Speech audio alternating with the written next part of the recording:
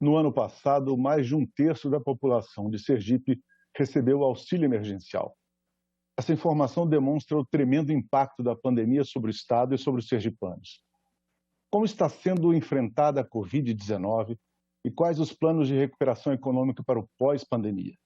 Sobre este e outros temas, vamos conversar com o senador Alessandro Vieira, do Cidadania, porque o desenvolvimento de Sergipe é assunto de Estado.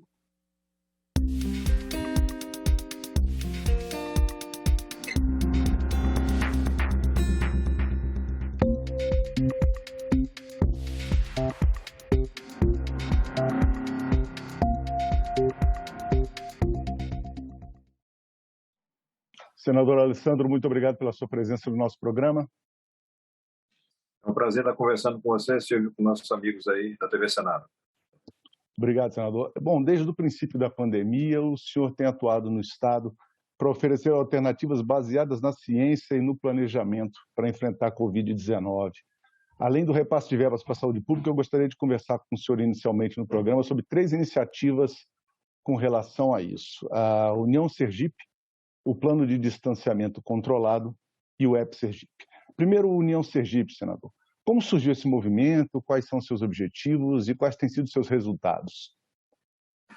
No União Sergipe, a nossa atuação foi focada em viabilizar essa conexão entre as pessoas que mais precisam de uma assistência e aqueles que têm condições de fazer doações, de fazer repasses. É um projeto nacional, a gente teve em vários estados, e aqui em Sergipe a gente começou, estruturou e repassou para o terceiro setor, com a preocupação de não dar nenhum tipo de conotação política. É um grupo que atende aquelas necessidades mais básicas, cesta básica, equipamentos e insumos mínimos de limpeza e de higiene pessoal. As primeiras doações de máscaras e de equipamentos de proteção para as forças policiais, para o pessoal da limpeza pública, isso tudo foi iniciativa tocada pelo União Sergipe, um projeto que a gente teve essa participação inicial, mas que fez questão de garantir que ficasse totalmente distante da atividade política, para não ter nenhum tipo de contaminação. Do mesmo modo, como se percebe pela sua descrição, esse União Sergipe é uma iniciativa que é à margem das ações do governo, não é, senador? Sim, é totalmente desconectado dos órgãos de assistência tradicionais. Eles demoraram muito a dar uma resposta, as pessoas ficam na carência. E é uma lógica muito básica. Se a pessoa não tem o mínimo para se alimentar, se ela não tem condição de ter uma máscara, álcool gel ou mínimo de limpeza, sabão, detergente, ela vai ser contaminada, ela vai estar no risco, vai colocar em risco toda a população. Então, o União Sergipe veio para suprir essa lacuna, ele continua em atuação, periodicamente fazendo doações em comunidades mais carentes, mas dentro dessa linha, fora da estrutura oficial do Estado, fora de qualquer tipo de carimbo ou conotação política, só preocupado em ajudar as pessoas e conectar aqueles que têm uma melhor condição financeira e podem ajudar com aqueles que mais precisam. E o plano de distanciamento controlado que foi implementado no estado de Sergipe, como ele funcionou para se tentar encontrar o ponto ideal entre o necessário isolamento social das pessoas para evitar o contágio e também a reabertura das atividades produtivas, senador? Também em Sergipe, a gente teve uma realidade que aconteceu em todo o país. O governo sem aparato técnico adequado e tomando medidas sem nenhum tipo de análise. Eu não posso pura e simplesmente determinar, por exemplo, a um comerciante para que encerre suas atividades, sem dar para ele uma expectativa de quando ele retoma, como é que ele vai manter os empregados, o seu estoque em funcionamento. Nada disso foi feito pelo governo no começo. Então, juntamente com técnicos, com o pessoal da Universidade Federal de Sergipe, com os profissionais do resto do Brasil, a gente fez um plano específico, ouvindo os empresários, ouvindo empregados, e apresentamos para o governo do Estado. O governo do Estado levou alguns meses, infelizmente, para implementar o seu plano de distanciamento, e ele foi praticamente igual àquele que a gente já tinha antecipado. É a falta que faz em você ter uma política mais baseada em evidências, em buscar o que funciona melhor ao redor do mundo e no Brasil, e aplicar na sua localidade, na sua cidade, no seu estado. A nossa colaboração, e infelizmente, como senador da República, eu posso fazer muita coisa, mas não posso interferir diretamente na gestão do meu estado. O que a gente fez foi informar a sociedade e informar o governo de que tinha saída, que tinha forma de lidar com isso, inteligente, organizada, para dar resultado. Senador Alessandro Vieira, naturalmente que boa parte do trabalho dos congressistas desde o ano passado, com essa pandemia, tem sido lutar para garantir recursos para a saúde pública dos estados e dos municípios. No seu caso, como foi essa destinação de verbas do orçamento federal e com quais objetivos? A gente teve a iniciativa inicial de garantir recursos suficientes para atendimento hospitalar, então aquele recurso que vai direto para o Caixa do Estado da Saúde, fundo a fundo, o atendimento rápido. Mas passados alguns dias, a gente identificou uma falta de informações para a tomada de decisão. O gestor que quer fazer um trabalho bem feito tem como primeiro passo compreender o problema, buscar informações. E a gente não tinha isso em Sergipe e continua com dificuldades no Brasil afora. O governo federal, por exemplo, não tem um bom sistema de testagem da população. Sem testar a população, sem ter um projeto de testagem em massa, eu não consigo identificar como está o avanço da doença, quais são os pontos onde ela está mais concentrada para poder atender aquela população. Infelizmente, aqui no estado de Sergipe, a gente conseguiu fazer esse projeto, ele teve andamento em parceria com a Universidade Federal, alguma coisa em torno de 4 milhões de reais. Isso garantiu um acompanhamento muito de perto dos dados da Covid em Sergipe, mas nacionalmente a gente não teve isso. A gente teve inicialmente um projeto da Universidade Federal de Pelotas, com um custo baixo, 12 milhões de reais para fazer uma testagem de mais de 100 mil pessoas no Brasil inteiro, um estudo que é premiado, inclusive, no exterior, mas que foi descontinuado pelo Ministério da Saúde por decisão política. Politicamente não se gostava dos dados que o estudo apresentava, e a promessa de apresentar um novo sistema de testagem por um custo muito maior, 200 milhões de reais, para testar apenas 200 mil pessoas, e até hoje não foi implementado, não saiu do lugar. Então, no Brasil, a gente faz política de saúde às cegas, sem uma informação qualificada. Aqui em Sergipe, a gente conseguiu essa informação, é o que está permitindo ao governo compreender que o fluxo de contaminação caiu e está permitindo uma retomada das atividades comerciais progressiva e mais segura. A gente espera que continue assim, mas mantendo o sistema de testagem. É essencial para a gente entender essa pandemia tão difícil no mundo inteiro. Essa descrição que o senhor fez do trabalho é um trabalho, é o chamado EP Sergipe, que eu queria conversar com o senhor. É a Universidade Federal que está à frente desse trabalho, né, senador? Isso, a Universidade Federal de Sergipe é uma parceira na construção do conhecimento e do desenvolvimento em Sergipe. É muito mais econômico e racional investir recursos na universidade, no Instituto Federal, para que eles produzam conhecimento e compartilhem com a sociedade, do que você contratar no mercado, uma empresa, enfim, alguma coisa para fazer esse mesmo trabalho. Espero que seja mantido nos próximos meses, talvez pelo menos por um ano, para que a gente possa ter esse acompanhamento por conta do risco das variantes, que a cada instante a gente está, enfim, sob risco de acontecer. Verdade. Esse trabalho do EP Sergipe tem, inclusive, uma peculiaridade em relação a outros estudos que foram feitos no Brasil, que foi voltar-se também muito cuidadosamente para a questão das populações mais vulneráveis, como, por exemplo, as pessoas que estão encarceradas, pessoas em presas penitenciárias, adolescentes em cumprimento de medidas socioeducativas, né? Isso ajudou também bastante nessas políticas públicas, senador?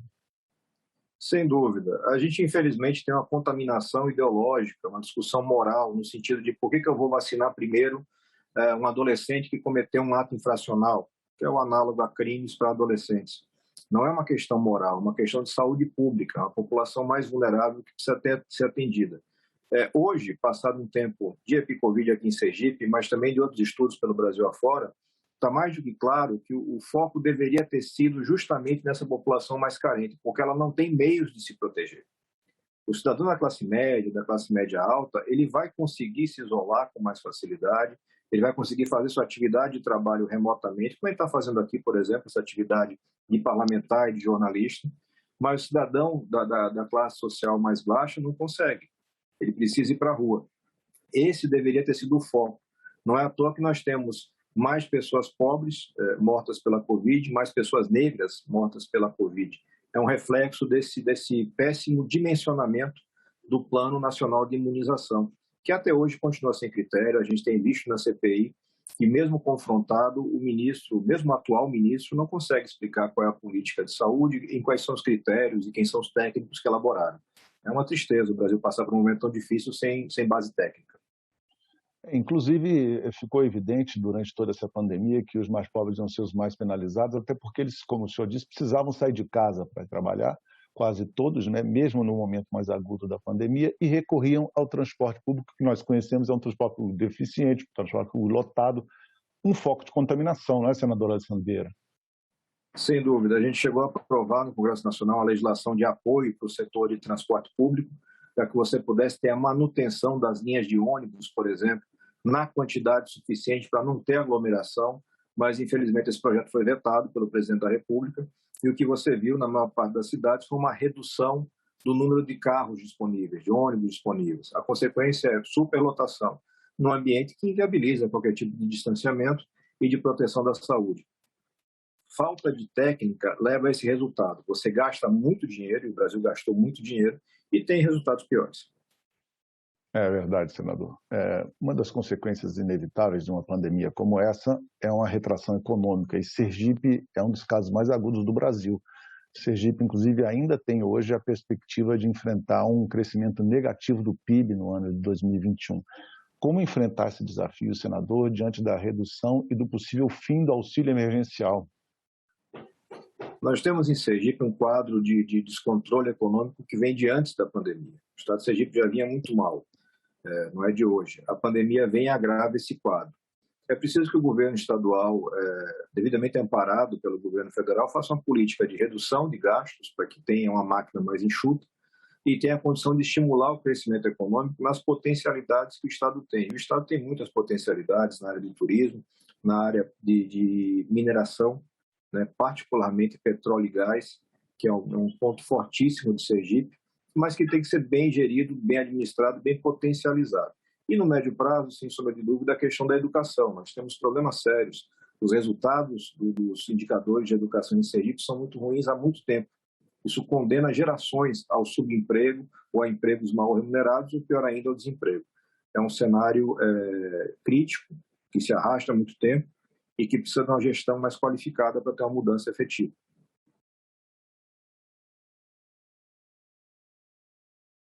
Estou sem o áudio. Desculpem, eu tinha fechado o áudio aqui, porque estava um barulho aqui interno para não atrapalhar a gravação. Eu vou fazer a pergunta novamente, senador.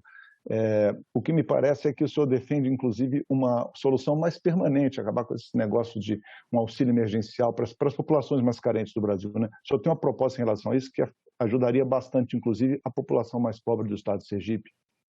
Sim, hoje eu sou vice-presidente da Frente Parlamentar Mista pela Renda Básica, Renda Mínima. É um projeto que já é discutido no mundo inteiro há muito tempo e é muito claro hoje que nós temos um cenário econômico mundial que vai colocar de forma perene, de forma permanente, uma determinada faixa de pessoas fora do mercado de trabalho, submetidas a uma condição degradante. Então, preciso garantir que essas pessoas tenham renda mínima para poder cuidar da sua saúde, da sua alimentação, da sua habitação e desenhar um futuro, se não para elas, para as próximas gerações, para os seus filhos, para os seus netos. O auxílio emergencial teve um impacto muito grande em Sergipe. Nós tivemos, de cada 3 sergipanos, 1 recebendo o auxílio.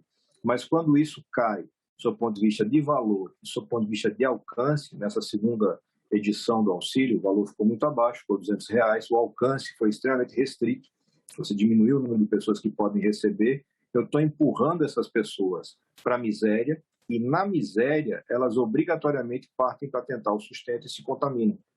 Eu gero um ciclo negativo.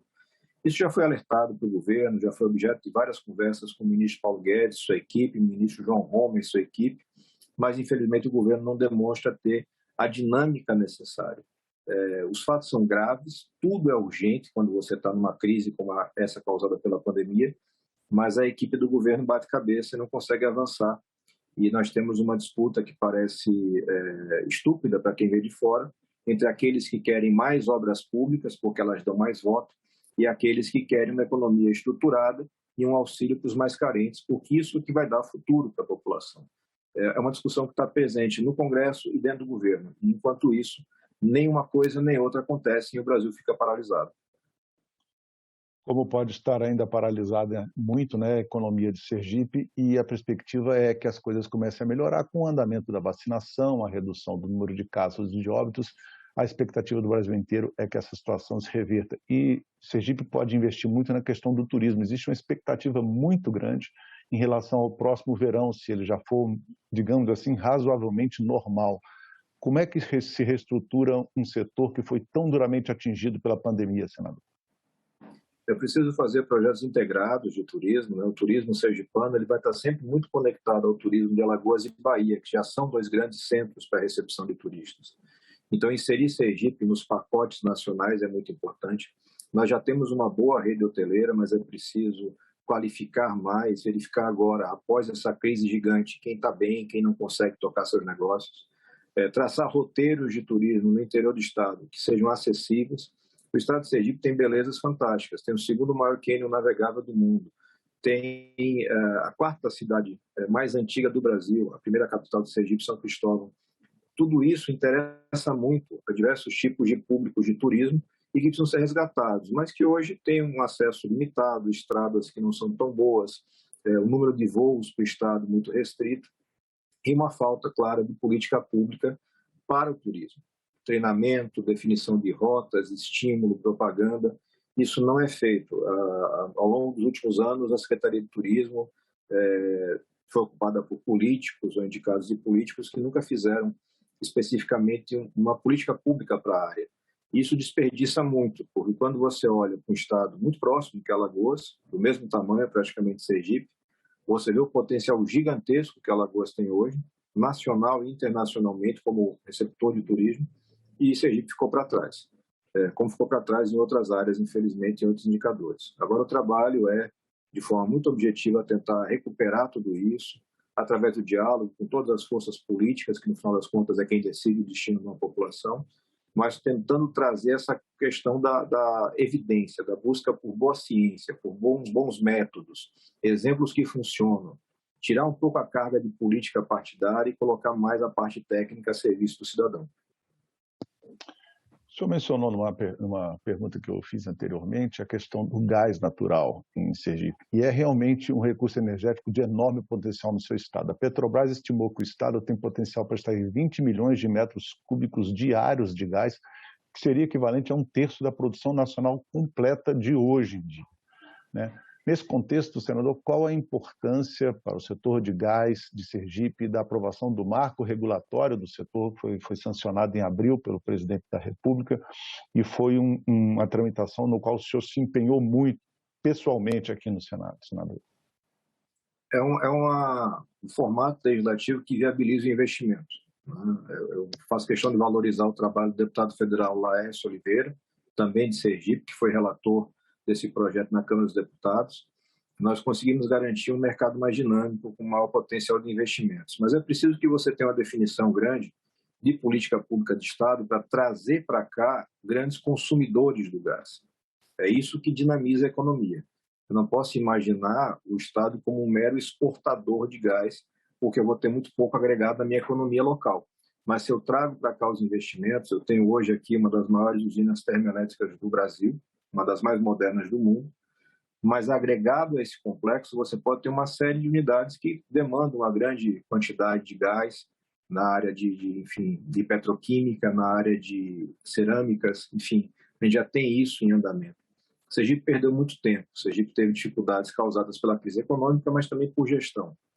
E agora tenta uma retomada, e a gente espera que o governo federal possa viabilizar isso num contexto nacional, para que a gente possa ter ativação econômica. É uma expectativa muito positiva para que nos próximos 3 ou 4 anos você tenha uma grande retomada econômica no Estado. Senador Alessandro Vieira, uma das suas bandeiras políticas mais evidentes desde o início, ainda na campanha de 2018, é a gestão pública limpa e eficiente, ou seja, combate à corrupção, combate aos corruptos e aos corruptores, né? O senhor, inclusive, apresentou diversos projetos de lei tratando desse assunto desde a sua entrada no Senado. E hoje o senhor integra a CPI da Covid-19. Nós, inclusive, já mencionamos aqui o fato o senhor também já mencionou, o fato de que os parlamentares, quase todos, fizeram um esforço grande para tentar transferir recursos para os estados e municípios do orçamento federal. O senhor é a favor de que a CPI investigue também as denúncias sobre o mau uso dessas verbas públicas federais nos estados e municípios, senador? No caso de Sergipe, temos problemas? Sem dúvida, é necessário que você tenha essa atuação da CPI do Senado para que você possa jogar luz nessas investigações. São investigações que, em grande parte, já estão acontecendo. Nós temos algumas operações da Polícia Federal, do Centro Federal em andamento, tivemos, inclusive, prisões acontecendo, mas é preciso mostrar com mais clareza para os brasileiros. Então, a CPI foi aprovada, instalada nesse sentido. Está sofrendo algumas limitações por uma interpretação do Supremo, que proibiu a convocação de governadores, mas nós estamos contornando isso com a convocação de secretários e com a análise de documentos que foram apresentados. Mas uma coisa que chama bastante atenção são os valores envolvidos.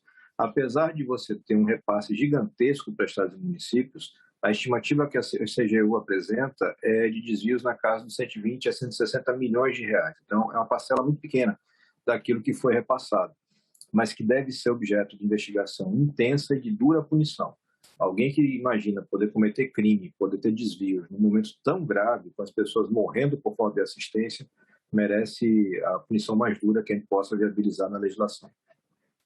Ainda no ano passado, em relação a esse assunto, tivemos uma denúncia, foi muito noticiada, a questão do consórcio Nordeste, do qual o governo de Sergipe faz parte. Como foi essa situação, senador? Os governos estaduais optaram por fazer compras através do consórcio Nordeste, especialmente no primeiro momento de respiradores, monitores e respiradores. E as primeiras aquisições, as duas primeiras, elas foram feitas em empresas claramente fraudulentas. Isso gerou um prejuízo na casa dos 40 milhões de reais para os estados, mas essa verba é verba a priori estadual. Então, ela foge do alcance da CPI. O senador Eduardo Girão, do Ceará, defende que existe verba federal aplicada no caso do estado da Paraíba. E ele vem apresentando esses documentos e solicitando uma revisão de entendimento por parte do Supremo e por parte da CPI. Eu, particularmente, defendo que se faça uma apuração completa. Aqui no estado de Sergipe, o nosso Partido de Cidadania está puxando a iniciativa de uma CPI estadual, falta uma assinatura apenas para quem tem a CPI instalada, e você possa ter uma análise mais de perto. Porque é natural que a investigação funcione melhor se ela for feita no local, porque você vai ter um acesso mais facilitado a testemunhas e a documentos. De toda forma, o Senado tem que fazer esse papel, e se ao final da CPI da Covid a gente chegar a uma conclusão de que não era possível fazer a apuração com a legislação que a gente tem hoje, é caso de mudar a legislação. Eu não posso ter ninguém fora do alcance da lei, ninguém fora do alcance da investigação. O Senado é a casa da República, é a casa da Federação, e deveria, obviamente, poder apurar fatos que politicamente não podem ser apurados dentro do Estado. O mais natural é que governadores dominem as Assembleias Legislativas. Isso inibe o papel fiscalizador do Parlamento. E talvez aí o Senado possa prestar um grande serviço ao substituir o Parlamento local e fazer essa atuação de forma mais isenta e qualificada. Senador Alessandro Vieira, vamos mudar para um outro assunto, que é um assunto muito conhecido, infelizmente, do Sergipe e de todo o Nordeste. O Sul e o Sudeste enfrentam atualmente a pior estiagem em quase um século, mas isso não é novidade, falta de chuva não é novidade, infelizmente, na região Nordeste. Que medidas o senhor tem tomado no mandato para ajudar na solução desse problema? A segurança hídrica é uma preocupação grande do nosso mandato. O Estado de Sergipe teve grandes investimentos lá em meados da década de 80, início da década de 90, e depois estagnou. E o resultado é que dos 75 municípios sergipanos, eu tenho hoje sempre variando entre 10 e 15 municípios que precisam de carro-pipa para garantir água para consumo humano e consumo de animais. Isso é economicamente inviável e humanamente inaceitável. Eu não posso, em pleno século XXI, aceitar que as pessoas continuem passando o constrangimento, a dificuldade de não ter acesso ao básico, que é a água para o seu sustento. Sem água, eu não consigo ter uma atividade comercial decente, não consigo ter produção animal e agrícola, não consigo ter as pessoas sobrevivendo. Isso pode ser resolvido, porque uma das vantagens de ser o menor estado da federação é que você consegue resolver problemas com investimentos pequenos.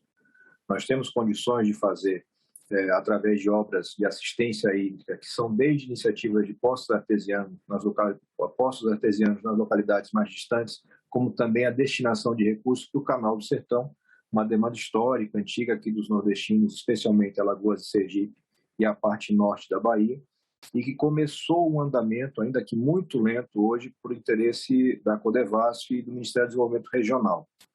Faltou lá atrás um planejamento mais inteligente que desse para essas pessoas todas dignidade, segurança, capacidade de garantir seu proveito.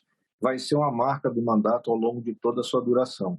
É uma bandeira que em Sergipe não se deu muita atenção ao longo dos últimos anos, das últimas décadas, mas que tem que ser retomada. A gente precisa garantir água para os sergipanos. A partir da água, todo o resto se desenvolve.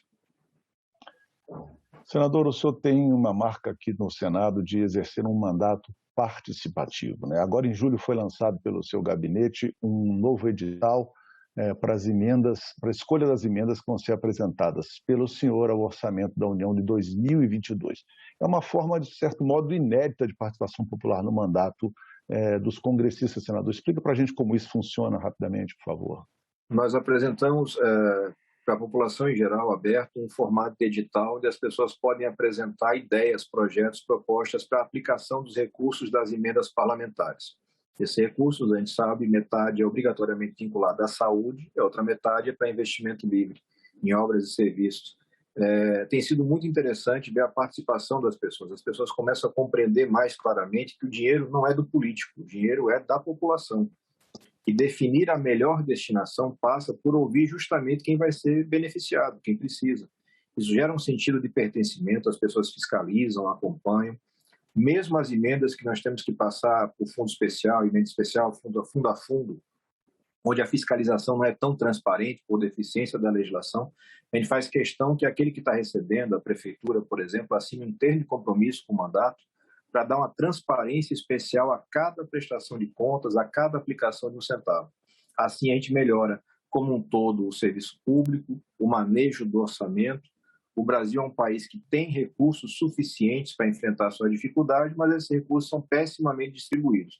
E quando ficam escondidos lá nos escaninhos do orçamento, menos ainda as pessoas conseguem entender, menos ainda as pessoas conseguem compreender que aquela pessoa que chega aqui para fazer campanha dizendo estou trazendo X milhões, X bilhões, nada mais está fazendo do que devolver aquilo que você paga todo dia no imposto, que é cobrado no pãozinho, no litro de leite, em tudo que você consome. Dessa educação, esse processo de apropriação da política. O político é o empregado do cidadão.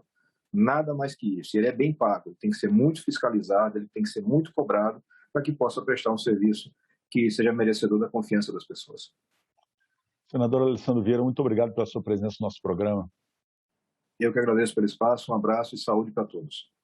Muito obrigado, agradeço também a você que nos acompanhou, lembrando que esse programa já está disponível para você baixar ou compartilhar no nosso site, senado.leg.br/TV, no nosso canal do YouTube ou em podcast nas principais plataformas de áudio.